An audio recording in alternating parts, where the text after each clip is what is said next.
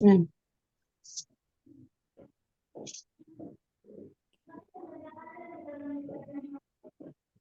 Okay, revision हो गया आप लोगों का?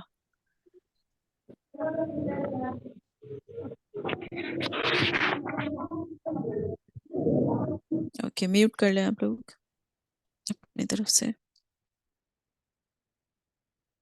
चलो,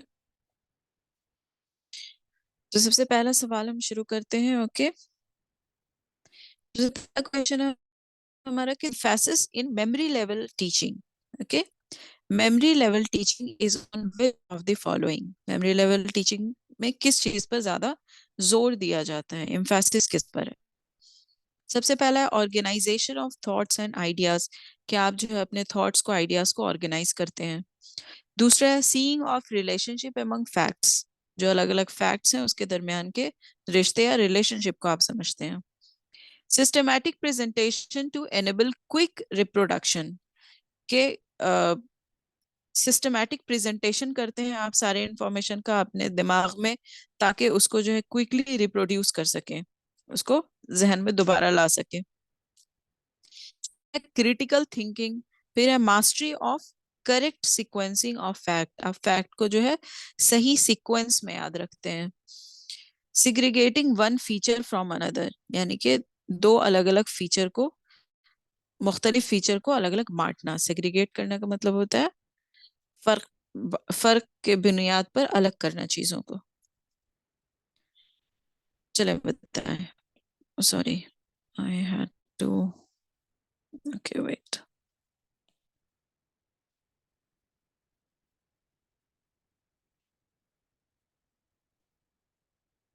ओके,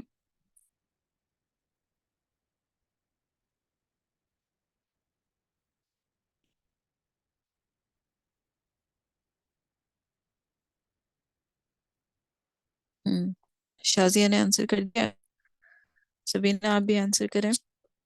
मैम कॉल आ गई थी, सॉरी मैम।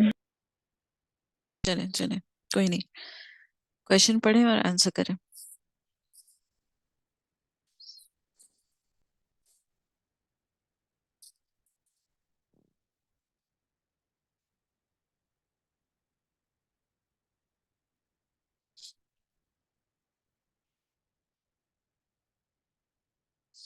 चलें मैं बता देती हूँ सही आंसर क्या होगा इसका। मेमोरी लेवल ऑफ टीचिंग में क्या चीजें होती हैं? मैंने आप लोगों को तीन चीज बताई थी कि मेमोरी लेवल ऑफ टीचिंग में, ओके, ओह सॉरी,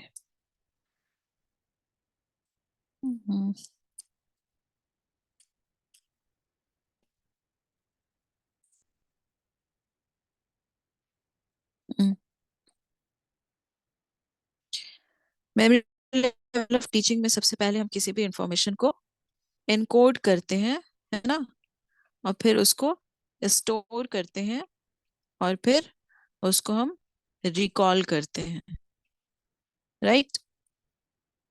तो ऑर्गेनाइजेशन आइडियाज जो हो गया हमारा, ये हो गया इनकोडिंग, कि हमने ऑर्गेनाइज करके रख लिया है अपने दिमाग में सारे आइडियाज को, जो भी इंफॉर्मेशन हमारे पास आई है। Seeing of relationship among fact ना, ये किस में होगा?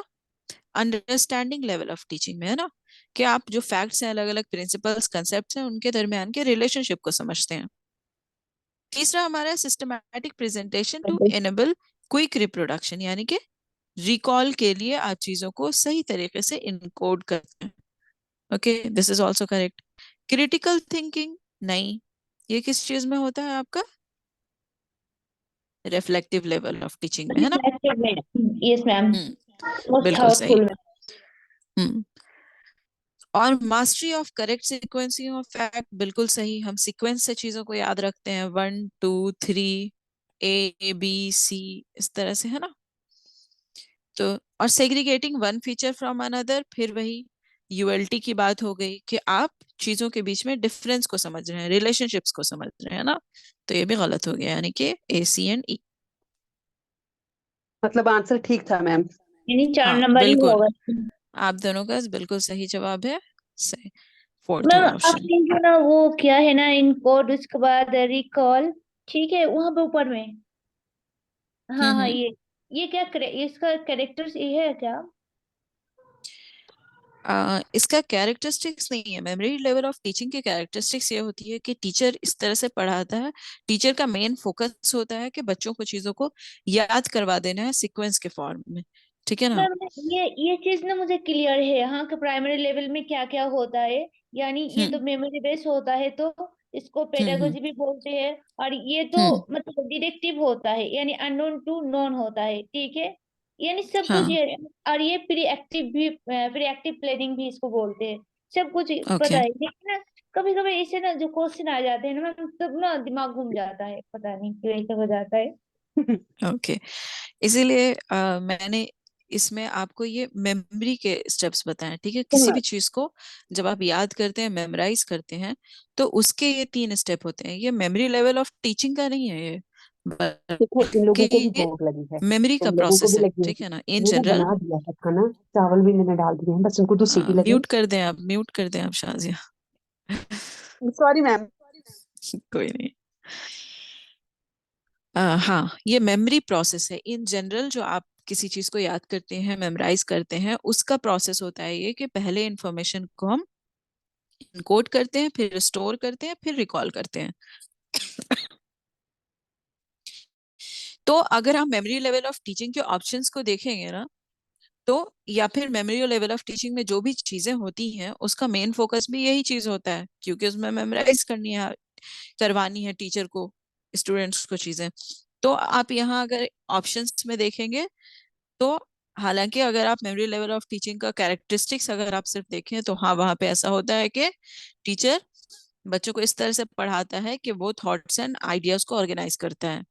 तो इस ये स्टेप जो है वो हमारे मेमोरी प्रोसेस का इनकोडिंग स्टेप होता है। तो अगर आप इस चीज को याद रखेंगे, तो आपको पहचानने में आसानी होगी कि अच्छा, ये प्रोसेस तो मेमोरी का है, तो ये जरूर मेमोरी लेवल ऑफ टीचिंग की बात होगी। ये एक एडिशनल इंफॉर्मेशन है ऑप्शंस को पहचानने के लिए, सही आंसर ढूंढने के लिए, ठीक है। और जो आप कह रही हैं कि नहीं हो पाता है, तो वो तो फिर प्रैक्टिस करते करते हो जाएगा। जब आप कई किस्म के क्वेश्चंस ऑप्ट करेंगी ना, तो फिर समझ में आने लगेगा कि कैसे डिवाइड करें, कैसे फर्क समझें ऑप्शंस में, ठीक है। चलिए अगले अगले क्वेश्चन को हम देखते हैं।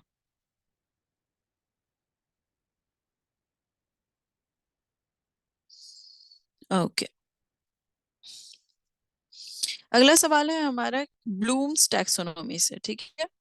Which of the arranges levels of the cognitive domain under Bloom's classification of teaching and instructional objective in the correct order? यानी कि ब्लूम्स का जो क्लासिफिकेशन था कॉग्निटिव डोमेन का, जिसमें उन्होंने 6 फंक्शनल लेवल की बात करी थी, उसको करेक्ट ऑर्डर में बताएं। चले ऑप्शंस को खुद से पढ़ें और बताएं।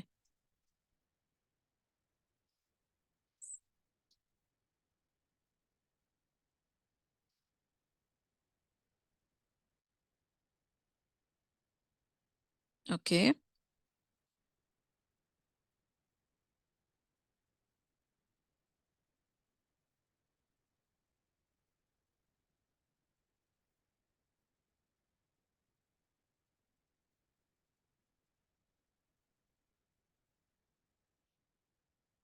Okay okay. चलो, सही आंसर है हमारा बी। बी सही आंसर है। देखें, इस तरह समझे कि सबसे पहले हमने बात की थी, उन्होंने कहा कि नॉलेज जो होगा वो सबसे पहले आएगा। नॉलेज जो है आपका वो सबसे बेस में है। सबसे पहले आप किसी भी इंफॉर्मेशन का नॉलेज गेन करेंगे, फिर उसको समझेंगे, उसको कॉम्प्रिहेंड करेंगे। उसके बाद क्या होगा कि आप उसका एप्लीकेशन सीखेंगे, है ना। एप्लीकेशन चीजों का सीखेंगे एग्जाम्पल के थ्रू कि हम इसको कहाँ कहाँ इस्तेमाल कर सकते हैं। फिर हम उसका एनालिसिस जानेंगे, यानी कि जो भी कंसेप्ट हमने सीखा है, जो भी फैक्ट या प्रिंसिपल हमने सीखा है उसके अलग अलग जुज के बारे में समझेंगे। फिर क्या होगा, सिंथेसिस हम जानेंगे, यानी कि इस कंसेप्ट को अगर फिर से बनाना हो, उसके जुज जो अलग अलग हमने समझे थे उसको जोड़ करके कंसेप्ट को कैसे बनाया जा सकता है। और सबसे ऊपर में जो है उन्होंने इवैल्यूएशन की बात कही थी। कहा था कि अगर आप किसी चीज के हर जुज के बारे में समझ जाएं और उसको खुद से बना सकते हैं तो आप जो है उसको जज भी कर सकते हैं, इवैल्यूएट भी कर सकते हैं, है ना। जो कि मैंने आपको रिसर्च पेपर के तौर पे, मैंने आपको एग्जाम्पल में बताया था कि पहले नॉलेज में जो है आप समझेंगे कि रिसर्च पेपर हम लिखते कैसे हैं, ठीक है, हाउ टू राइट। फिर कॉम्प्रिहेंशन में जो है आप यहाँ पर आप नॉलेज हासिल करते हैं, यहाँ पर आप समझते हैं कि आप कैसे लिखेंगे, ये पूरी अंडरस्टैंडिंग हो जाती है आपको लिखने के बारे में। फिर एप्लीकेशन में, यानी कि रिसर्च पेपर, अलग अलग रिसर्च पेपर्स कैसे लिखे जाते हैं, किस प्रॉब्लम का रिसर्च पेपर कैसे लिखाएगा, उसके सारे हिस्से। एनालिसिस में जो है आप रिसर्च पेपर के जितने भी पार्ट होते हैं ऑब्जेक्टिव से लेकर कंक्लूजन तक आप सारे हिस्सों को समझते हैं। सिंथेसिस में जो है आप खुद से एक रिसर्च पेपर लिखते हैं, ठीक है। और इवैल्यूएशन में क्या होगा कि जब आप इतनी नॉलेज हासिल कर चुके होंगे तो आप किसी दूसरे रिसर्च पेपर को या अपने रिसर्च पेपर को जज या इवैल्यूएट कर सकते हैं कि वो सही है या गलत। ऐसा किसने कहा था, ये सारी बात कही थी ब्लूम ने, है ना। ऐसा ब्लूम ने कहा था। मगर डेविड रैथहोल ने क्या कहा, डेविड रैथहोल ने कहा कि सिंथेसिस जो है उसको क्रिएट कहा, और कहा कि क्रिएट जो है वो सबसे पहला होगा और इवैल्यूएशन जो है वो क्रिएट से नीचे आएगा, इवैल्यूएशन, है ना। उन्होंने क्या कहा था, सिंथेसिस को कहा कि ये क्रिएट होगा। तो देखें, अगर कहीं पर जैसे कि यहाँ पे ऑप्शंस था तो आप देख सकते थे इवैल्यूएशन, सिर्फ यही एक ऑप्शन है जिसमें इवैल्यूएशन सबसे ऊपर है। और सबसे ज्यादा जो हमारा कॉग्निशन इस्तेमाल होता है, हमारे नॉलेज का इस्तेमाल होता है, वो इवैल्यूएशन में होता है। जब तक आप किसी चीज को समझेंगे नहीं, जानेंगे नहीं, उसको आप जज या इवैल्यूएट कैसे कर सकते हैं। तो अगर आप क्वेश्चन पे ध्यान दें कि हमसे पूछा जा रहा है कॉग्निटिव डोमेन के बारे में, यानी कि आपके नॉलेज या आपकी अक्ल समझ के बारे में पूछा जा रहा है, तो इसका सबसे हायर चीज क्या हो सकता है, सबसे हायर लेवल क्या हो सकता है। क्या एप्लीकेशन हो सकता है? नहीं। क्या आप फकत चीजों की एप्लीकेशन को जान जाए और समझ जाए तो आपकी नॉलेज मुकम्मल हो जाती है? नहीं, एप्लीकेशन नहीं। जानने के बाद आप चीजों को बनाने की भी कोशिश करते हैं, है ना। आपने जान लिया कि ये क्या है, ये कैसे बनता है, इसका इस्तेमाल कहाँ कहाँ होता है, उसके बाद आप खुद से करेंगे उसको। और जब आप नॉलेज का सब जो पीक होता है वो ये होता है कि आप दूसरों को जज कर सकते हैं या उस चीज को आप इवेलुएट कर सकते हैं, चाहे वो खुद का हो या दूसरे का हो। ओके, याद रहेगा इसका हमारा शॉर्ट क्या था, KCA2SE, ये था ब्लूम का। और डेविड का क्या था, KCA2 एंड CE, राइट। चले, अगला क्वेश्चन हमारा, what is the correct sequence from lower to higher for indicating learning outcomes related to affective domain. कह रहे हैं कि अफेक्टिव डोमेन में अगर हम लर्निंग को लोअर से, ठीक है, लोअर से हायर की तरफ जाएं तो किस ऑर्डर में होगा। चले आंसर करें। यहाँ पे ऑप्शंस हैं, इसका करेक्ट ऑर्डर जो है वो यहाँ दिया हुआ है।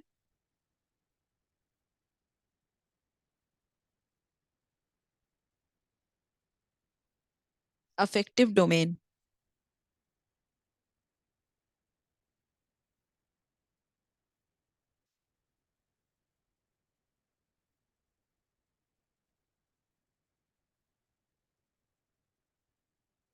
क्या हुआ, आंसर करें। मैंने कहा था रिवाइज करके आना है सब कुछ। ओके।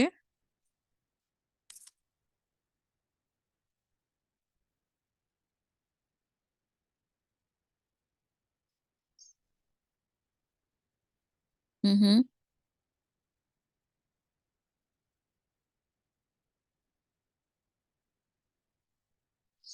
अच्छा, सबका अलग अलग जवाब। ओके, चले। सही जवाब जो है वो है सबीना का। नहीं, सॉरी, शाजिया का सही जवाब है सेकंड। सबसे पहले हमारा रिसीविंग होता है। सबसे पहले हमारा रिसीविंग होता है, फिर रिस्पॉन्डिंग होता है, फिर वैल्यूइंग होता है, फिर ऑर्गेनाइजेशन और फिर कैरेक्टराइजेशन। R2VOC। मैम ये जो ये है ना ई पार्ट और ये क्या है करेक्टराइजेशन एक मिनट। हम्म। अभी कुछ नहीं, ठीक है। रिस्पॉन्डिंग में क्या होता है? सबसे पहले जो है, जो लर्नर होता है वो विलिंग होता है किसी भी, सॉरी, रिसीविंग में होता है कि लर्नर विलिंग होता है चीजों को रिसीव करने के लिए, सुनने के लिए, है ना। टीचिंग का सबसे पहला प्रोसेस क्या होता है कि आपने अटेंशन स्टूडेंट का अपनी तरफ करना है। तो वहां पर क्या होता है कि बच्चे जो होते हैं वो रिसीविंग के लिए तैयार हो जाते हैं। यहाँ पे अटेंशन गेन करना होता है स्टूडेंट्स का। तो क्या होता है कि उनके अंदर विलिंगनेस पैदा होती है बातों को सुनने के लिए। उसके बाद जो होता है वो होता है रिस्पॉन्डिंग। अब यहाँ पर लर्नर जो है वो रिस्पॉन्ड करता है क्लास में, क्योंकि उसका अटेंशन क्लास की तरफ है, टीचर की तरफ है। तो वो इन्वॉल्व होता है टीचिंग लर्निंग प्रोसेस में। वो सवाल का जवाब देता है, सवाल करता है। उसके बाद क्या होता है? वैल्यूइंग। वैल्यूइंग में क्या होता है कि जो भी चीजें वो सीख रहा है क्लास में, उसको अपने जहन में वैल्यू प्रोवाइड करता जाता है। ठीक है, कि कौन सी चीज ज्यादा अहम है, कौन सी चीज कम अहम है, किस पर ध्यान देना है, किस पर नहीं ध्यान देना है। ये सब उसके जहन में आ, वो वैल्यू देता जाता है और उस हिसाब से उसको इनकोड करता है। उसके बाद क्या है? वैल्यू के बाद ऑर्गेनाइज करना। अच्छा, यहाँ पे बच्चे ने चीजों को सुना, यहाँ पे इंगेज होकर के सीख रहा है। अब जो सीख रहा है उसको उसने जो है वैल्यू या ऑर्डर के फॉर्म में किया है। यहाँ पर उस जिस चीज को वैल्यू दिया है उसको वो ऑर्गेनाइज करेगा, यानी कि उसके लर्निंग के हिसाब से, उसके अपने एटीट्यूड के हिसाब से जो चीज ज्यादा अहम है उस पर वो ज्यादा ध्यान देगा। ठीक है ना, more important to less important, इस तरह से, लेस इम्पोर्टेंट, इस तरह से वो ऑर्गेनाइज करता है चीजों को।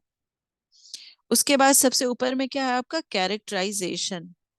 यहाँ पर क्या होता है कि अपने ऑर्गेनाइजेशन के हिसाब से इंफॉर्मेशन को वो अपने एटीट्यूड चेंज में इस्तेमाल करता है या अपने बिहेवियर में अडेप्ट करता है।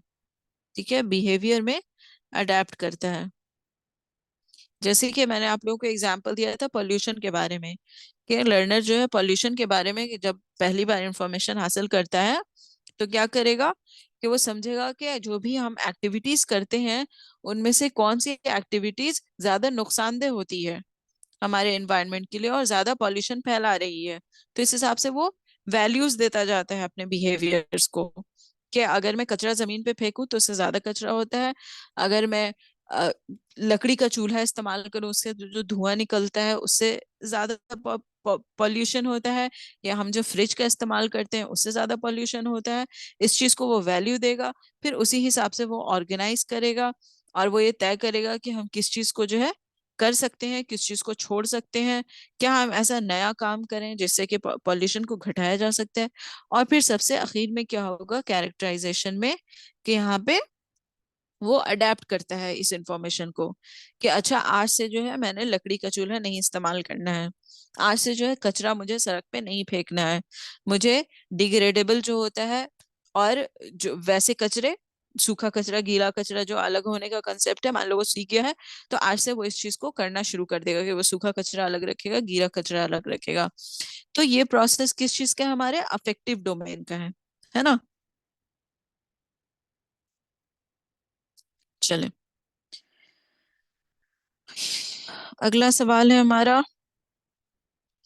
A student finds it difficult to understand, analyze, interpret the concept, the principles, and principles relating to a subject of study formally prescribed. कह रहा है कि स्टूडेंट को जो है एक सब्जेक्ट पढ़ाया गया, ठीक है, उसके जो कंसेप्ट्स और प्रिंसिपल्स हैं उस सब्जेक्ट के, उसके उसको समझना, एनालाइज करना, इंटरप्रेट करना उस स्टूडेंट के लिए बहुत ही मुश्किल हो रहा है। ओके, तो सवाल ये है कि which learner characteristics would be most relevant in such a situation, के लर्नर के कौन से कैरेक्टरिस्टिक्स से आप इस चीज को, उसकी इस मुश्किल को आप अटैच करेंगे, बताएं। वो उसकी एकेडमिक कैरेक्टरिस्टिक्स होगी, या सोशल, या इमोशनल, या कॉग्निटिव। ओके,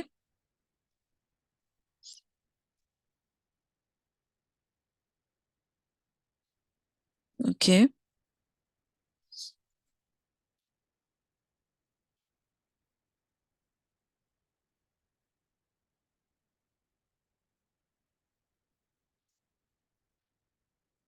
हम्म, बाकी लोग आंसर करने जल्दी।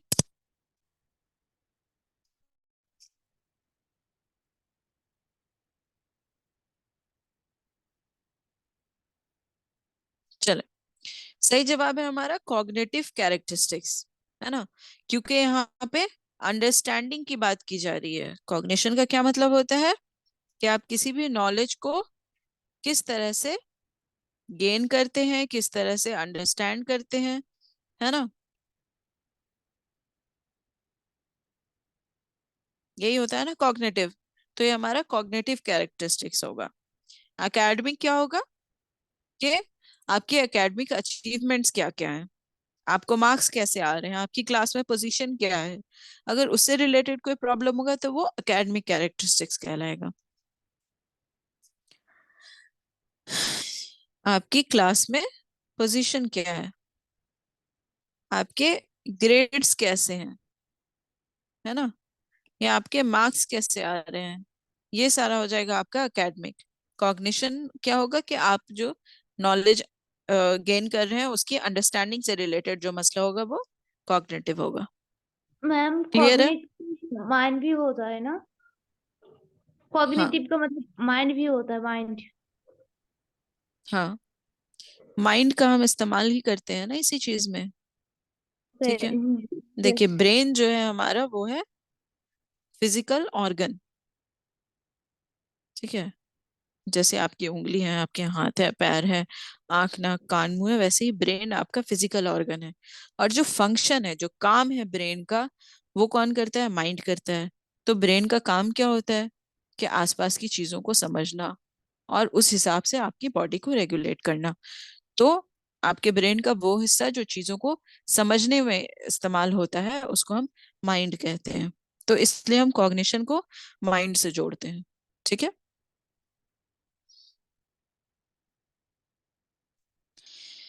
चलें, हमारा अगला सवाल है कि in the following statement identify those which relate to norm reference testing. कौन कौन सा हमारा नॉर्म रेफरेंस टेस्टिंग से स्टेटमेंट आइडेंटिफाई हो रहा है या रिलेट कर रहा है? पहला है covering a large domain of learning task with just a few items measuring specific task. यानी कि एक लार्ज डोमेन है लर्निंग टास्क का कि ये सारी चीजें आपने सीखनी है और इनमें से चंद सवाल जो है आपसे पूछे जा रहे हैं।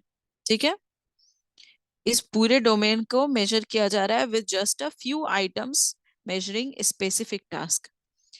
दूसरा ऑप्शन है emphasizing discrimination among individuals in terms of relative level of learning, कि बच्चों के दरमियान या स्टूडेंट्स के दरमियान आपने फर्क करना है, डिस्क्रिमिनेट करना है उनके रिलेटिव या कंपैरेटिव लेवल ऑफ लर्निंग के मुताबिक। तीसरा है focusing on a specified domain of learning task with a large number of items measuring specific task. यानी कि एक specific domain of learning task पर आपका फोकस होगा with a large numbers of item measuring specific task. जैसे कि यही चीज है कि एक डोमेन होगा लेकिन आप इसमें से बहुत सारे सवालात कर रहे हैं। ठीक है, और ऑप्शन ए कह रहा था कि आप कुछ ही सवाल कर रहे हैं उससे। डी में है कि interpretation require a clear defined group. Interpretation के लिए जरूरत होगी कि आपका ग्रुप जो है वो डिफाइंड हो। ये है कि इंटरप्रिटेशन रिक्वायर्ड ए क्लियरली डिफाइंड अचीवमेंट डोमेन, कि आपको हासिल क्या करना है, आपका अचीवमेंट क्या होगा, वो क्लियरली डिफाइंड हो। एफ है emphasizing description of learning task which individuals can and cannot perform, कि इसमें जोर होता है वैसे लर्निंग टास्क पर कि कौन सा इंडिविजुअल जो है इसको कर पा रहा है और कौन नहीं कर पा रहा है। चलिए, इस ऑप्शंस के लैंग्वेज थोड़े से डिफिकल्ट हैं, घुमा करके इन्होंने सवाल किया हुआ है, मगर हम कीवर्ड से इस क्वेश्चन को सॉल्व करने की कोशिश करेंगे। आप कीवर्ड्स पिक करें और एलिमिनेशन मेथड ट्राई करें। यहाँ पे डी है, पहले ऑप्शन में जो है यहाँ पे बी, डी और एफ है।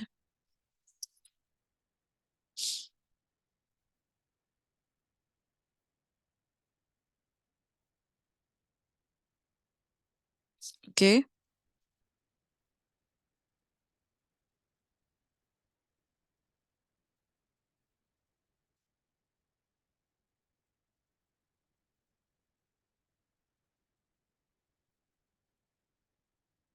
ओके,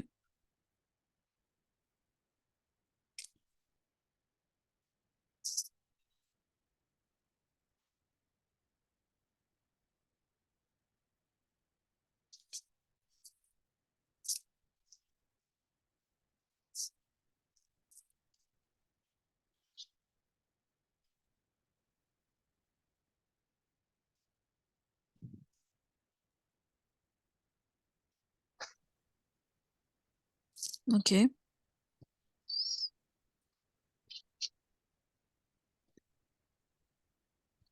मैम चलिए किया बाकी लोग भी आंसर करें। हम्म।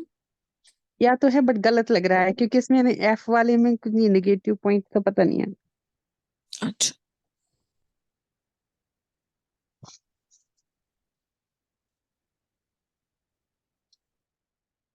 चलें देखते हैं, हम इसको पहले इसका ऑप्शन समझते हैं, फिर देखेंगे कि सही आंसर क्या होगा हमारा। सबसे पहले तो यहाँ पे बी जो है वो बहुत ही क्लियर है कि यहाँ पे रिलेटिव लर्निंग हो रही है ना। पेड़ पे से मिटा देती हूँ।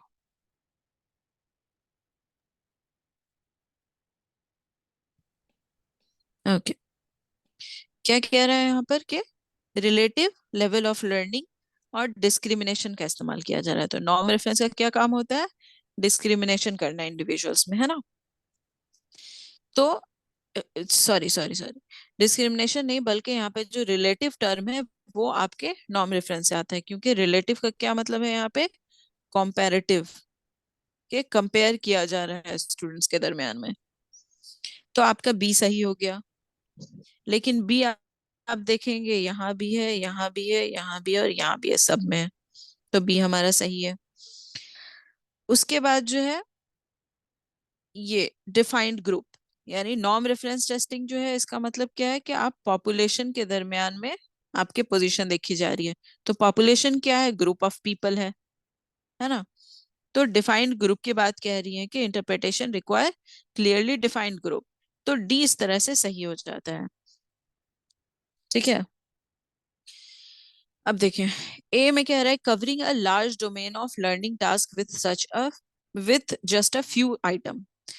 जहां पे कहा जा रहा है कि लार्ज डोमेन है, या यहाँ पे कहा जा रहा है कि स्पेसिफाइड डोमेन है, यानी कि डोमेन इस तरह समझ लें कि आपका कोई एक सब्जेक्ट है। ठीक है, तो एक सब्जेक्ट है, उस वो सब्जेक्ट आपको याद हो गया है या नहीं, समझ आ गया है या नहीं, ये देखने के लिए हम आपसे उस सब्जेक्ट से 4-5 सवाल कर रहे हैं। ठीक है, मान लो मैथमेटिक्स का एग्जाम है और आपसे 4-5 सवाल किए जा रहे हैं। तो जब फ्यू आइटम्स कहा जा रहा है तो यानी कि मान ले कि पूरा मैथमेटिक्स सब्जेक्ट से जो है आपसे सिर्फ 4 सवाल आ रहे हैं। जैसे कि पेपर 1 में होता है कि एक चैप्टर से आपके सिर्फ 5 क्वेश्चंस आते हैं। उसी तरह से ये कह रहा है कि स्पेसिफाइड डोमेन से बहुत सारे सवाल किए जा रहे हैं। मान लें कि आपसे एक चैप्टर से 15-20 सवाल किए जा रहे हैं। तो क्या ये नॉर्म रेफरेंस होगा? ये मान लें कि ये आपका मैथमेटिक्स है, इससे बहुत सारे सवाल कर दिए गए हैं, तो क्या ये नॉर्म रेफरेंस है? नॉर्म में तो पॉपुलेशन की जरूरत होती है, तो यहाँ पे तो पॉपुलेशन की कोई बात ही नहीं है, यहाँ पे तो सब्जेक्ट की बात की जा रही है। कि आपको इस सब्जेक्ट में मास्टरी हासिल हुई है या नहीं, तो ये नॉर्म रेफरेंस नहीं होगा। ए और सी जो है वो नॉर्म रेफरेंस नहीं होगा। ई में क्या कह रहा है, interpretation requires a clearly defined achievement domain. अब नॉर्म रेफरेंस में आप बेशक आप पॉपुलेशन से आपका कंपैरिजन हो रहा है, लेकिन आपका टेस्ट क्या हो रहा है, आपका यहाँ पे आपकी अचीवमेंट जो है वो डिफाइन होनी चाहिए। जैसे कि आपका नेट का जो टेस्ट होता है वो नॉर्म रेफरेंस होता है, लेकिन आपकी अचीवमेंट तो डिफाइंड है ना, कि आपका टीचिंग एप्टीट्यूड चेक किया जा रहा है ना। तो ई भी जो है वो आपका सही होगा। emphasizing description of learning task with individual can and cannot perform। तो अब कह रहा है कि आपको एक टास्क दिया गया है, एक टेस्ट है जिसमें स्टूडेंट्स को टास्क दिया गया है और देखा जा रहा है कि कितने बच्चे जो हैं उसको कर पा रहे हैं और कितने बच्चे जो है उसको नहीं कर पा रहे हैं। तो क्या नॉर्म रेफरेंस टेस्टिंग में ये चेक किया जाता है कि कितने स्टूडेंट्स कर पा रहे हैं और कितने स्टूडेंट्स नहीं कर पा रहे हैं? नहीं, उसमें जो है सिर्फ ये देखा जाता है कि पॉपुलेशन के टर्म में आप कहाँ पर लाई करते हैं। ठीक है ना, आपकी क्या परसेंटाइल है, आपकी क्या पोजीशन है। चाहे मान ले कि एक सवाल हो सकता है 100 के 100 बच्चे ना कर पा रहे हो, या 90 बच्चे कर रहे हैं और 10 बच्चे नहीं कर पा रहे हो, तो उससे मैटर नहीं करता है। तो ये एफ भी नहीं होगा। तो आपका कौन कौन सा सही हो गया, बी डी एंड ई। ये आपका सेकेंड ऑप्शन है, डी बी एंड ई। हाँ, सॉरी।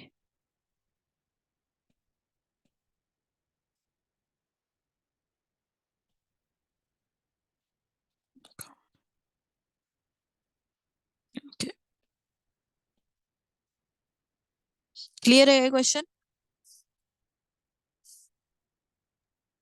Yes ma'am. जवाब दे। यस ओके,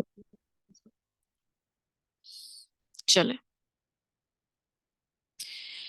नेक्स्ट क्वेश्चन है हमारा कि मैम ऊपर में विच थोड़ा सा ना, डिवाइस। BDE तो ऑप्शन में नहीं है, एफ है उसमें। था ना? फिर दोबारा देखिए, और ना आपने जो करेक्ट किया है ना उसमें से। हम्म, बी डी एंड डी नहीं है,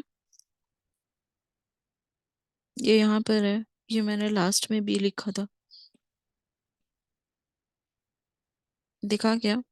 ये लास्ट में यहाँ पे बी लिखा हुआ है। एक्चुअली यस इसके जो मैम। ऑप्शंस थे ना वो गलत थे, तो मैंने वो काट करके बाद में ठीक किया था। ये हो गया आपका बी, और ये हो गया डी, और ये हो गया ई।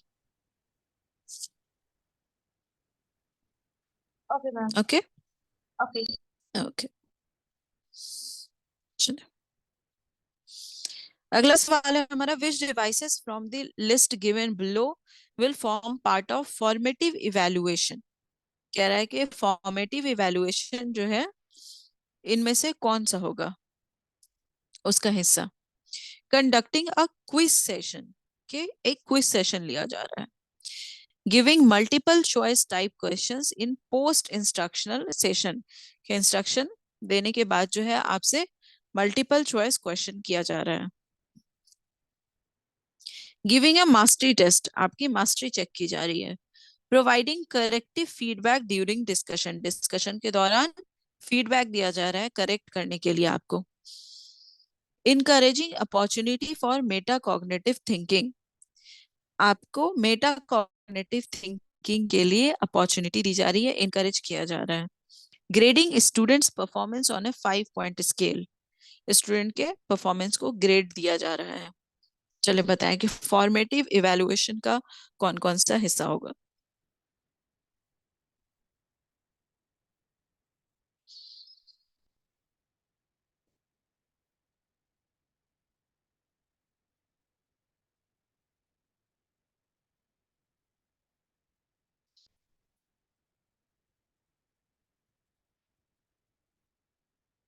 मैम ये जो ऑप्शन दिए हुए हैं ये क्या ऑप्शन ही है ना? है, सी डी? हाँ, ये गलत है, sorry. This will be A B C and D. First second third में देती है फर्स्ट है। ओके,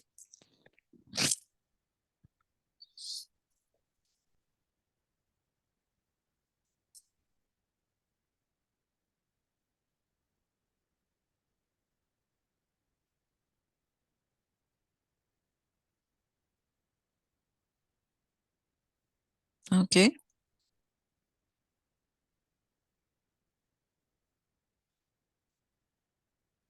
चलो बाकी लोग भी आंसर करें जल्दी।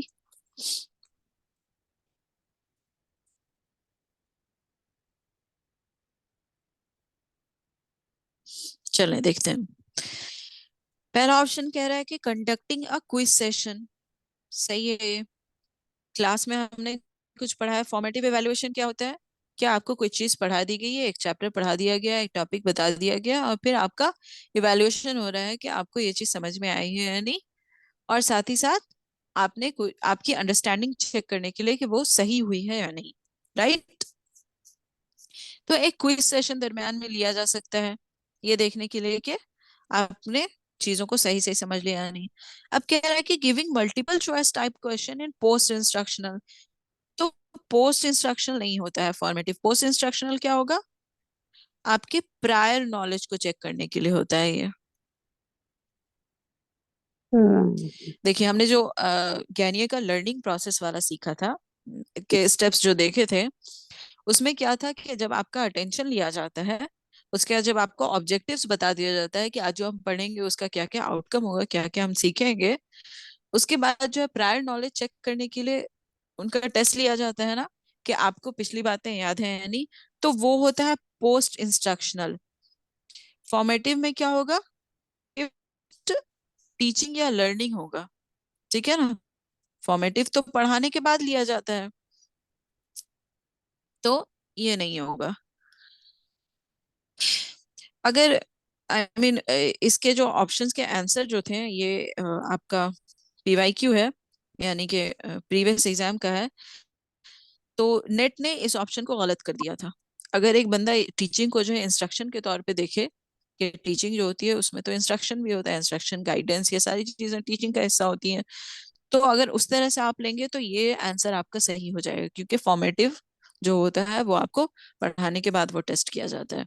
लेकिन एनटीए के आंसर के हिसाब से ये ऑप्शन गलत थे। तो इसके गलत होने का जो है यही पढ़ाने एक के बाद। एक्सप्लेनेशन हो सकता है कि उसने इंस्ट्रक्शन को जो है यहाँ पर टीचिंग के तौर पे नहीं लिया है। ओके।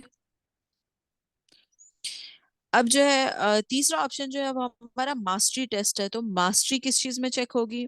मास्टरी आप समरी में चेक होती है कि आपने सब्जेक्ट में कितनी नॉलेज हासिल कर ली है, कितनी लर्निंग आपकी हो गई है, किस किस चीजों पे आपको महारत या मास्टरी हासिल हो चुकी है। तो ये भी गलत है। प्रोवाइडिंग करेक्टिव फीडबैक, तो ये सही है। करेक्टिव फीडबैक के लिए ही होता है आपका formative evaluation. Encouraging opportunity for Meta cognitive thinking. हाँ, ताकि आप जो है और अच्छे से सोच सके, समझ सके। अब मेटा कॉग्निटिव क्या होता है? कि अपने ही नॉलेज पर दोबारा से गौर फरमाना, thinking about your own thinking. तो उसके लिए होता है ये फॉर्मेटिव। और ग्रेडिंग स्टूडेंट्स नहीं होगा, क्योंकि ग्रेडिंग तो आपकी फाइनल एग्जाम या समेटिव में होती है। फॉर्मेटिव का मकसद होता है सिर्फ और सिर्फ फीडबैक और करेक्शन। तो कौन कौन सही हो गया? ए, डी एंड ई। तो ये आपका पहला वाला ऑप्शन सही है।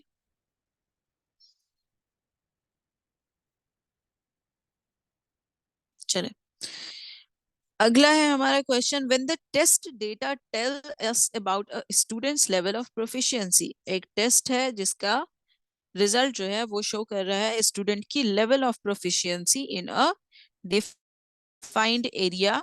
The procedure of evaluation is called. तो हम उस इवैल्यूएशन को क्या कहेंगे? फॉर्मेटिव, समेटिव, नॉर्म रेफरेंस या क्राइटेरियन रेफरेंस्ड? एक कोई एरिया है, उसमें आपकी प्रोफिशिएंसी को टेस्ट किया जा रहा है। चले, तो वैसा इवैल्यूएशन क्या कहलाएगा?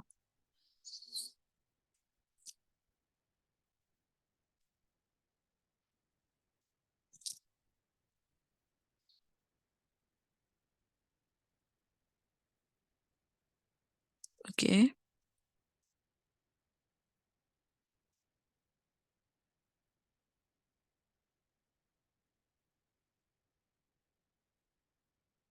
ओके,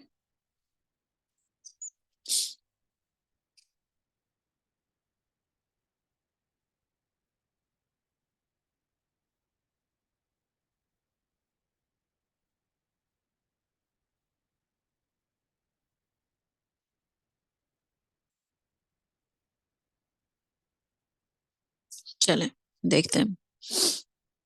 ए बी सी सब आ गया है आंसर।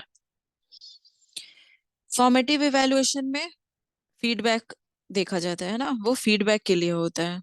तो इसमें ये नहीं चेक किया जाता है कि आपको महारत हासिल हुई है या नहीं हुई है। अभी अभी हमने इस बात पे आपको बोला था कि प्रोफिशिएंसी या मास्टरी जो है चेक नहीं की जाती है फॉर्मेटिव में। ठीक है, समेटिव में किया जाता है ये, है ना। नॉर्म रेफरेंस टेस्टिंग तब होगा जब हम यहाँ पे किसी ग्रुप की बात हो रही होगी। और क्राइटेरियन रेफरेंस टेस्टिंग में क्या होता है कि जॉब क्राइटेरिया के लिए। हाँ, कि एक क्राइटेरिया दे दिया गया है आपको कि आप उस क्राइटेरिया को रीच कर रहे हैं या नहीं, आप उस क्राइटेरिया में लाई करते हैं या नहीं, आप 60% के अंदर आते हैं या नहीं, आप 60% मार्क्स ला पाते हैं या नहीं, आप फर्स्ट डिवीजन कर पा रहे हैं या नहीं। ठीक है ना, सॉरी फर्स्ट डिवीजन आपका नहीं होगा इसमें। मैम यहाँ पर डिफाइंड एरिया है ना, तो ये नॉन रेफरेंस में नहीं रहेगा। नहीं, नॉर्म रेफरेंस में डिफाइंड एरिया भी होना चाहिए और पॉपुलेशन में कंपैरिजन भी होना चाहिए। इसका आप क्या देखें ना करें? कि वैसे एरिया जो होता है वो तो हर आपके टेस्ट में, इवैल्यूएशन में जो है वो डिफाइंड होता है ऑलमोस्ट। आपका इवैल्यूएशन जो किया जाता है तो कुछ ना कुछ मकसद तो जहन में होता ही होगा ना कि आपका आपका क्या टेस्ट किया जा रहा है। लेकिन आप क्वेश्चन और ऑप्शन को देखें, कि अगर हम ऑप्शन के बेस पर अगर हम क्वेश्चन को देखें तो हम ये देखेंगे कि ऐसा कोई स्पेसिफिक कीवर्ड इस्तेमाल किया जा रहा है या नहीं ऑप्शन क्वेश्चन में, जो कि हमारे ऑप्शन से रिलेटेड हो। ठीक है ना। तो जब ये पूछ रहा है कि मास्टरी एक डिफाइंड एरिया में आपको हासिल हुई है या नहीं, वैसा इवैल्यूएशन किया जा रहा है, समेटिव इवैल्यूएशन होगा। समेटिव होता है ना आपका फाइनल एग्जाम जो होता है, तो उसमें देखा जाता है ना कि आपने सारा साल जो पढ़ा है वो सीख पाए हैं या नहीं। मैम यानी सबमिट से ये समेटिव बना है क्या? किससे बना है? यानी सबमिट यानी सब कुछ जो होने के बाद जो होता है वही। हाँ, समेटिव बना है सम से। सम, सम का मतलब होता है जोड़। ठीक है ना, किसी भी चीज के जोड़ को सम कहते हैं।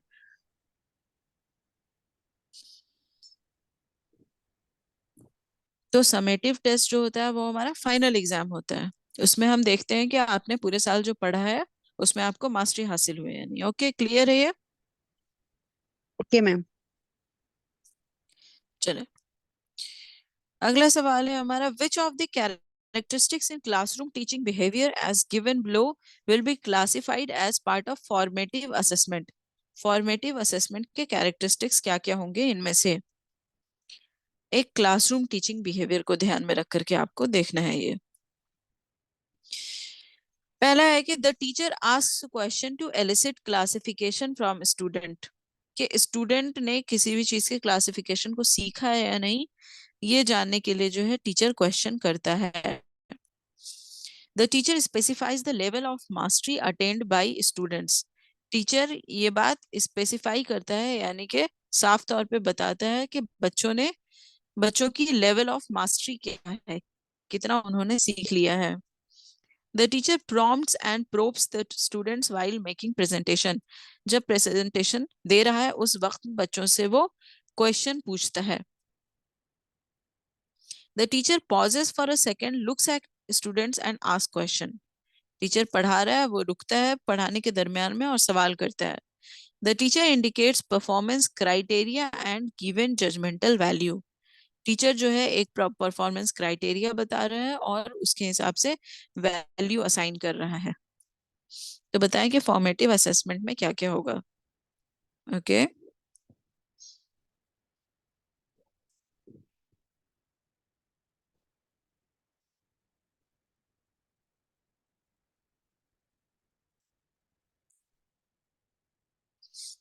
ओके,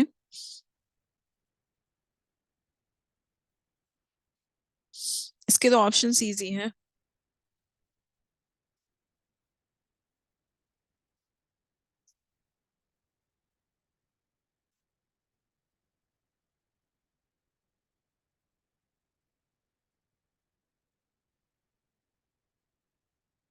ओके,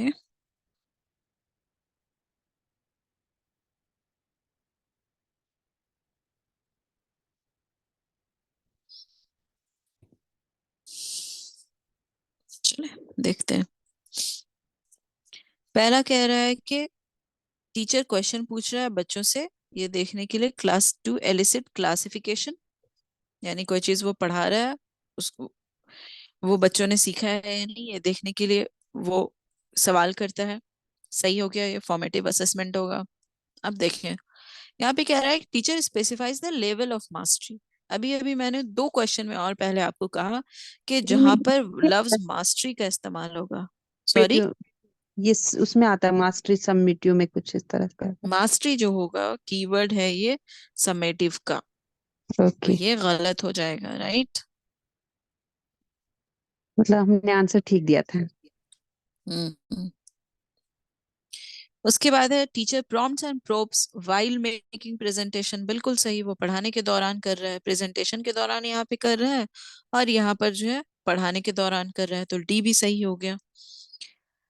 ई गलत होगा, किसी ने ऑप्ट भी नहीं किया है ई वाला ऑप्शन, क्योंकि यहाँ पे परफॉर्मेंस क्राइटेरिया की बात की जा रही है, तो ये क्राइटेरियन रेफरेंस टेस्टिंग की बात हो रही है कि आपको एक क्राइटेरिया दिया गया और उसके हिसाब से आपको जज किया जाएगा और वैल्यू दिया जाएगा। तो हमारा सही ऑप्शन क्या हो गया, बी, शाजिया ने सही जवाब दिया। चले, ओके। अगला क्वेश्चन है हमारा कि यहाँ पे स्टेटमेंट वाला है। स्टेटमेंट वन है knowledge comprehension and application levels in Bloom's taxonomy belongs to the higher level of cognitive learning. ये जो तीनों हैं ये हायर लेवल है कॉग्निटिव लर्निंग के ब्लूम्स की टैक्सोनॉमी में। Organisation and characterisation belongs to a higher level of affective outcome. बताएं कौन सा स्टेटमेंट सही है।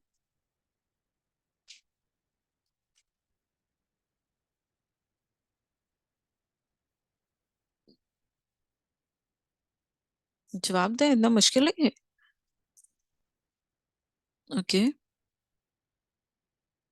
ओके,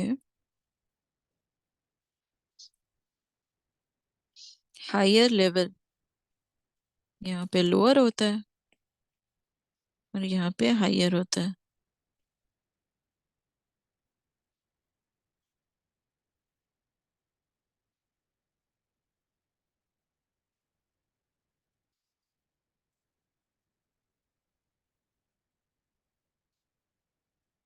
हो गया। मैम, ये फर्स्ट वैसे इसमें इनको हमने गलत आंसर दिया है। ओके, इसमें फोर्थ आना था हमारे हिसाब से भी। हम्म,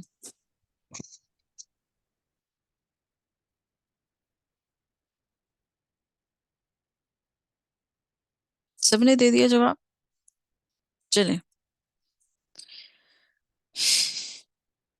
कॉग्निटिव डोमेन का क्या था, KCAA, knowledge comprehension, application analysis, synthesis, evaluation, right, receiving, responding, valuing, organisation, characterisation, sorry, characterisation. तो ऑर्गेनाइजेशन और कैरेक्टराइजेशन तो हमारे है हायर पे, लेकिन क्या नॉलेज कॉम्प्रिहेंशन और एप्लीकेशन है, नहीं है, तो ये गलत हो गया, ये सही हो गया। सही आंसर हमारा स्टेटमेंट फोर है। और है यस। चल, अगला सवाल है हमारा कि understanding individual differences helps teacher इन। एक टीचर को बच्चों का इंडिविजुअल डिफरेंस जो है उसकी समझ किस चीज में हेल्प करती है। Designing the course material design करने में, प्लानिंग अ ट्रेनिंग प्रोग्राम को प्लान करने में, डिजाइनिंग टीचिंग स्ट्रेटेजी को डिजाइन करने में, अंडरस्टैंडिंग द सब्जेक्ट मैटर, जो आपका सब्जेक्ट है उसको समझने में, raising the intelligence level of student के इंटेलिजेंस लेवल को बढ़ाने में। चले आंसर करें।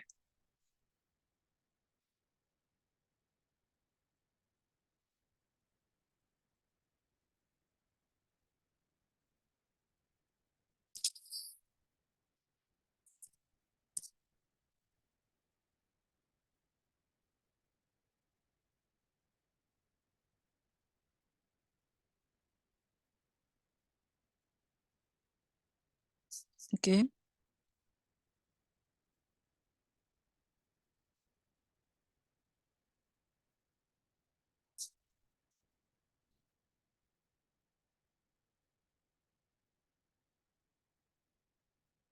चलो। क्या कह रहा है सवाल में कि बच्चों का आपको इंडिविजुअल डिफरेंस पता चल गया है, इससे आपको क्या हेल्प मिलेगी एज अ टीचर? तो सबसे पहले तो ये गलत हो गया। इंटेलिजेंस लेवल किस तरह से बढ़ा सकता है टीचर फकत ये जान करके कि जो है स्टूडेंट एक दूसरे से मुख्तलिफ है? तो ये दोनों गलत हो गया, है ना। अब जो है डिजाइनिंग द कोर्स मटेरियल, बिल्कुल सही बात। आप अपने कोर्स मटेरियल जो है, कि आप प्रेजेंटेशन से पढ़ाने वाले हैं कि लेक्चर से पढ़ाने वाले हैं, आपके नोट्स किस तरह के होने हैं, वो सारी चीज आपको डिजाइन करने में हेल्प करेगा। ट्रेनिंग प्रोग्राम को, अगर आपने कोई ट्रेनिंग प्रोग्राम देनी है तो उसकी प्लानिंग में भी हेल्प होगी। टीचिंग स्ट्रेटेजीज, आप कौन कौन से मेथड्स, कितने टाइम में पढ़ाएंगे, कितने क्लासेस लेंगे, ये सारी चीजें डिजाइन करने में आपको हेल्प हो सकती है, अगर आपको पता हो कि किस किस किस्म के स्टूडेंट्स हैं हमारे क्लास में। अंडरस्टैंडिंग द सब्जेक्ट मैटर, नहीं, एक स्टूडेंट को समझ करके उससे आपको सब्जेक्ट को समझने में क्या अंडरस्टैंडिंग हासिल होगी, क्या हेल्प होगा? तो ये गलत है। तो हमारा ए बी एंड सी होगा। तो फैजान और हाजरा, आपने सही जवाब दिया। ओके, चलिए। अगला सवाल हमारा है, learning objectives mean, sorry, okay, learning objective का क्या मतलब है? Learning experience, concise outcome, concise का मतलब होता है सटीक, प्रिसाइज, एकेडमिक अचीवमेंट, या इंटेंडेड लर्निंग आउटकम। क्या होता है लर्निंग ऑब्जेक्टिव का मतलब?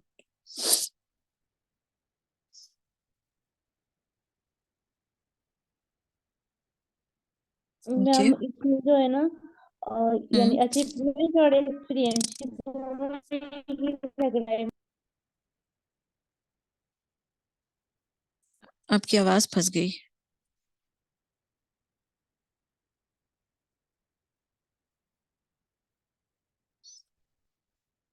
हेलो, क्या कह रही थी आप? अचीवमेंट और एक्सपीरियंस?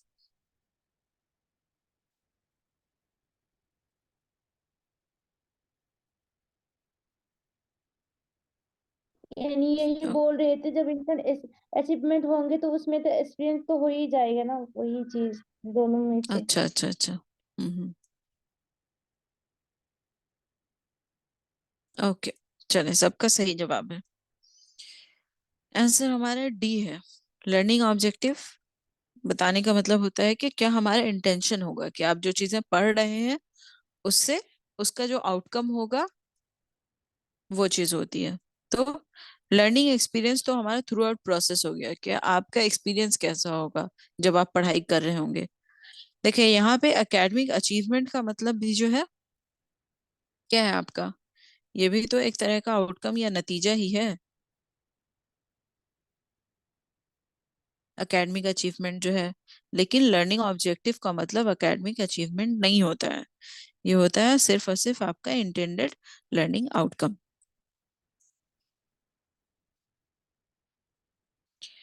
चले, अगला सवाल है हमारा कि a social studies teacher design assigns an online collaborative learning project. एक टीचर है जिसने कि एक ऑनलाइन कोलैबोरेटिव लर्निंग प्रोजेक्ट जो है वो दिया है बच्चों को। किस टॉपिक पर? एंशियंट एंशियंट सिविलाइजेशन पर। The students are divided into 4 group, student को 4 हिस्सों में बांट दिया गया है। वन स्टूडेंट, सिर्फ एक स्टूडेंट ऐसा है जिसको मुश्किल हो रही है किसी भी किस्म का रेलिवेंट इंफॉर्मेशन ऑनलाइन हासिल करने में। Okay, what would be the most effective way the student needs to adopt? कौन सा सबसे इफेक्टिव तरीका है जो स्टूडेंट को अपने मसले का हल ढूंढने में करना चाहिए, इस्तेमाल करना चाहिए? सवाल समझ में आ गया कि टीचर ने जो है एक प्रोजेक्ट दिया है, प्रोजेक्ट जो है वो आपका ऑनलाइन है, ठीक है, और 4 ग्रुप है, ओके, 1 2 3 एंड 4, लेकिन सिर्फ एक स्टूडेंट ऐसा है जिसको टॉपिक से रिलेटेड कोई भी इंफॉर्मेशन ऑनलाइन नहीं मिल पा रही है, तो वो क्या करे अब? Ask the teacher to her to provide the required information. वो टीचर से कहे कि मुझे जिन इंफॉर्मेशन की जरूरत है वो आप ढूंढ करके दे दे मुझे। Rely solely on his own efforts to find the information. वो कंप्लीटली मुकम्मल तरीके से जो है वो अपनी ही मेहनतों पर मुनहसर करे कि भाई मुझसे जो हो सकेगा मैं वही करूंगा। Seek assistance from his group members and discuss possible research resources. कि वो अपने ग्रुप मेंबर से जो है मदद ले और पता करे कि हम किधर से हासिल कर सकते हैं। अबैंडन द प्रोजेक्ट, वो छोड़ दे प्रोजेक्ट को क्योंकि उसको इन्फॉर्मेशन नहीं मिल रही है। ओके,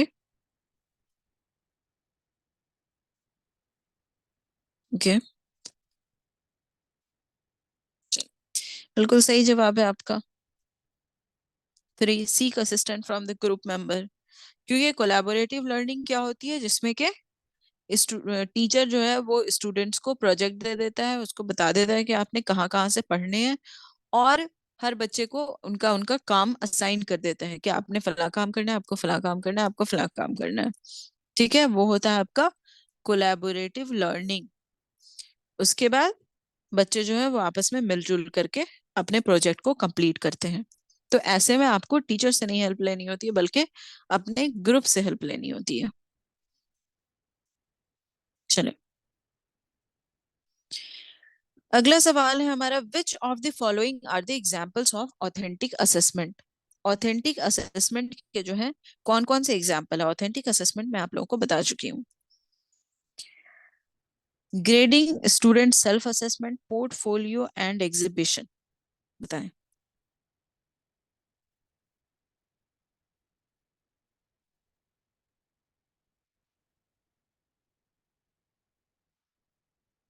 ओके,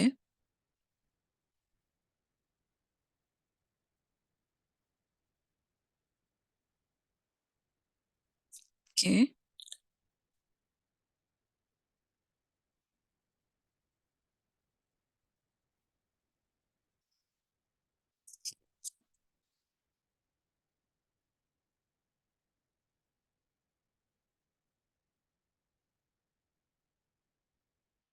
बाकी लोग भी आंसर करें। ओके,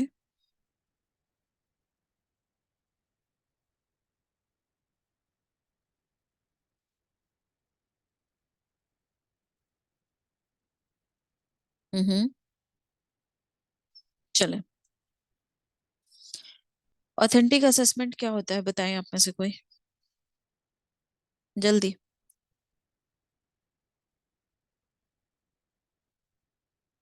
ऑथेंटिक मतलब सही। हम्म, असेसमेंट टेस्ट। पर ऑथेंटिक असेसमेंट क्या होता है? मैम कोई अपनी स्किल हो ना, कोई उसको रियल उसमें जाहिर करना। एक आपने दी थी एग्जांपल, इसकी मेरी याद नहीं आ रही दिमाग में। हम्म, रियल लाइफ या रियल कॉन्टेक्स्ट में जो है अपने स्किल को, आपके स्किल को टेस्ट किया जाता है। जैसे कि प्रैक्टिकल्स में जो आपके स्किल्स टेस्ट होते हैं, है ना, वैसे स्किल जो आपके रियल लाइफ से रिलेटेड है, जो आप अपने रोजमर्रा में इस्तेमाल करते हैं। जैसे आपको अगर कंप्यूटर स्किल आती है, कोडिंग स्किल आती है, मोटर ठीक करने की स्किल आती है, ठीक है, तो वैसी स्किल्स की जो टेस्ट होते हैं वो होते हैं आपके ऑथेंटिक असेसमेंट। तो अब देखें, बी इसमें बिल्कुल भी नहीं होगा, क्योंकि स्टूडेंट सेल्फ असेसमेंट जो है हमारा, उसे हम इप्सेटिव असेसमेंट कहते हैं। बताया था ना कि जी मैम। इप्स का मतलब सेल्फ होता है, तो इप्सेटिव असेसमेंट हो गया, तो बी तो हमारा होगा ही नहीं। अब देखिए, पोर्टफोलियो क्या होता है? पोर्टफोलियो आपका कलेक्टिव आपका स्किल का रिजल्ट होता है, जो सीवी। रिजल्ट नहीं होता है बल्कि, हाँ, सीवीज जो आपकी होती हैं, जिसमें आपकी जो भी आपके अंदर सलाहियत है, स्किल्स है, या आपकी जो भी अचीवमेंट्स है, उसका रिकॉर्ड होता है पोर्टफोलियो, जो कि आपका टीचर भी बना सकता है या आप खुद से भी बना सकते हैं, या दोनों के कोलैबोरेशन से भी बनता है ना। तो पोर्टफोलियोज में आपके सारे के सारे अचीवमेंट्स होते हैं। इसमें सी और डी होगा फिर ये।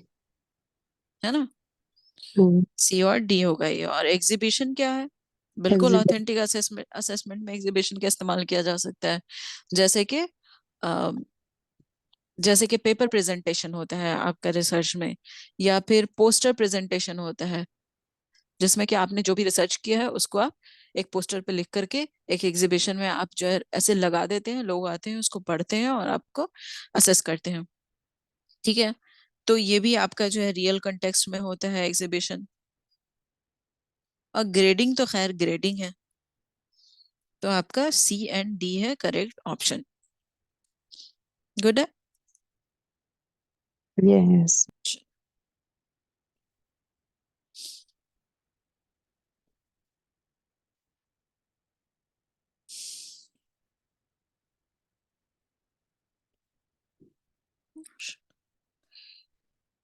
ओके, चलिए अगला सवाल है हमारा। क्यों बंद हो जाता है?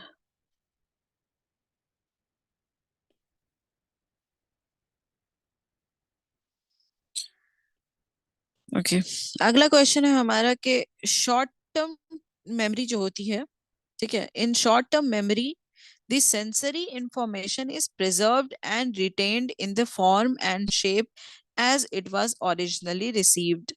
यानी कि आपकी शॉर्ट टर्म मेमोरी में जो भी सेंसरी इंफॉर्मेशन आप रिसीव कर रहे हैं वो एज इट इज सेव हो जा रहा है। जैसा आप देख रहे हैं वैसा ही आपके शॉर्ट टर्म मेमोरी में सेव हो गया। दूसरा क्या स्टेटमेंट है कि in immediate memory sensory information is subject to a process of encoding for being retained in the form of special visual and auditory impression symbol signs and words. यानी कि ये कह रहा है कि आपकी जो इमीडिएट मेमोरी होती है उसमें आप जो भी सेंसरी इंफॉर्मेशन बाहर से आप रिसीव कर रहे होते हैं उसको आप पहले इनकोड करते हैं।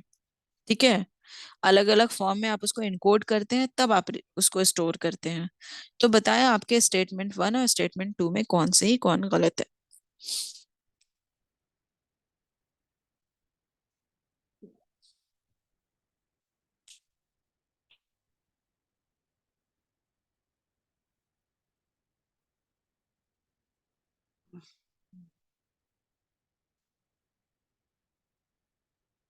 ओके,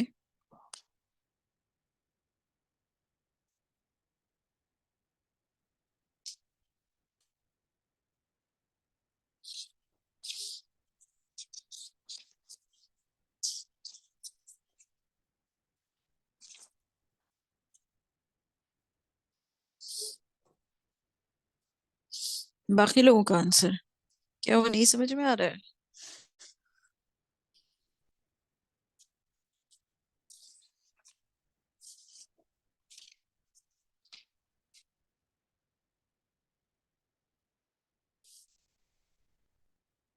चले, देखिए सवाल ये है कि क्या शॉर्ट टर्म मेमोरी में सेंसरी इंफॉर्मेशन वैसे के वैसे ही सेव हो जाते हैं जैसा हम उसको रिसीव करते हैं? पहले हमारा कोई ऑब्जेक्ट है यहाँ पर, है ना, वो आपके सेंसर से रिसीव हुआ है और आपकी सेंसरी मेमोरी में गया है। ठीक है, फिर वहां से जो है वो आपकी शॉर्ट टर्म मेमोरी में गया है।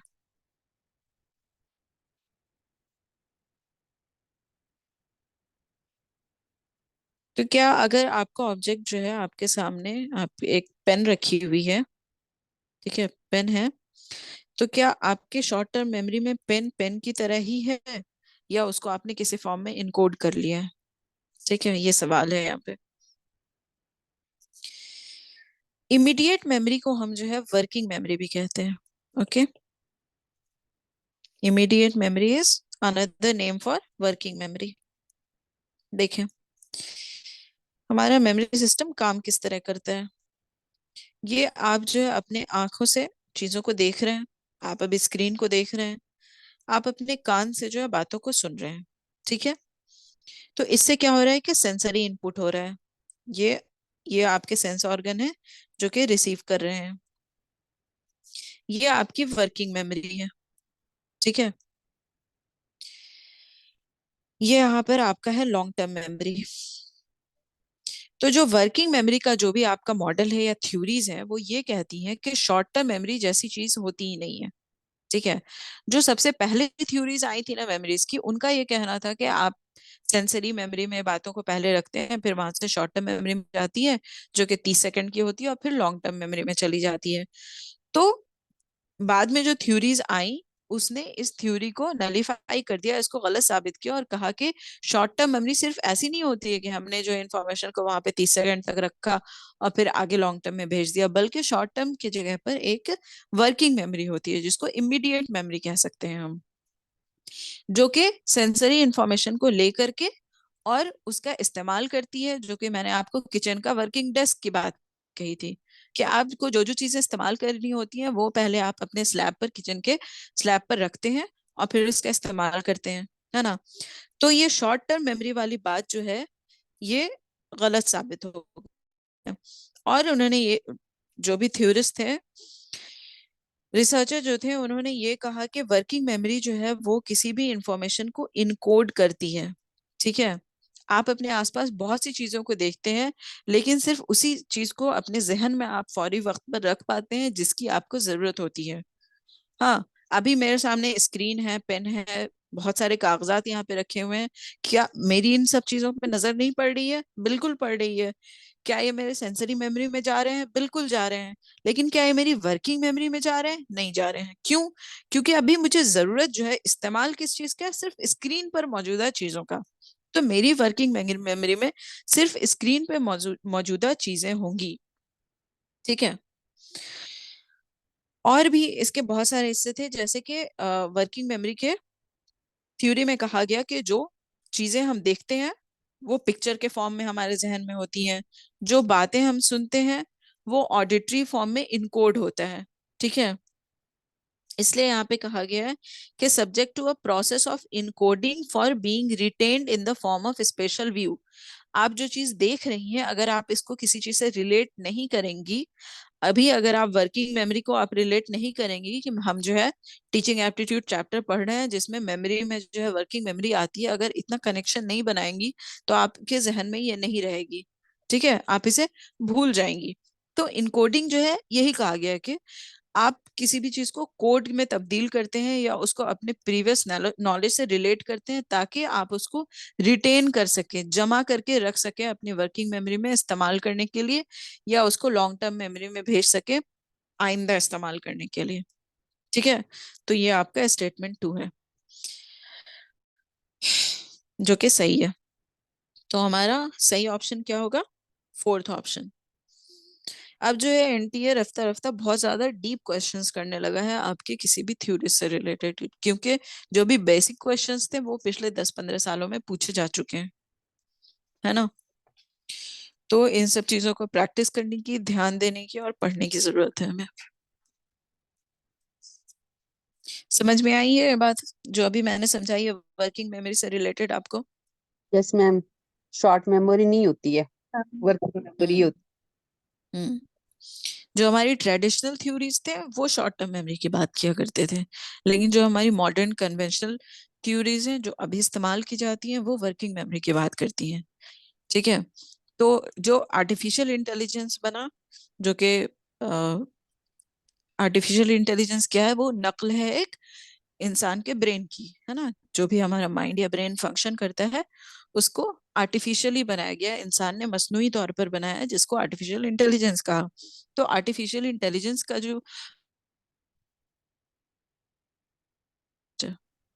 ठीक है। है। ओके, चलिए आज के लिए इतना ही।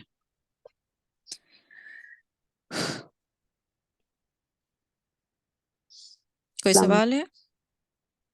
नहीं मैम, परसों भी यही है ये वाई क्यूज। नहीं, परसों फिर हम थ्योरी पढ़ेंगे, फिर उसके अगले क्लास में पीवाईक्यू करेंगे। मैम इसमें कितने साल का मतलब क्वेश्चन वगैरह है? 12 साल से लेकर क्या 2023 तक ना 24 तक?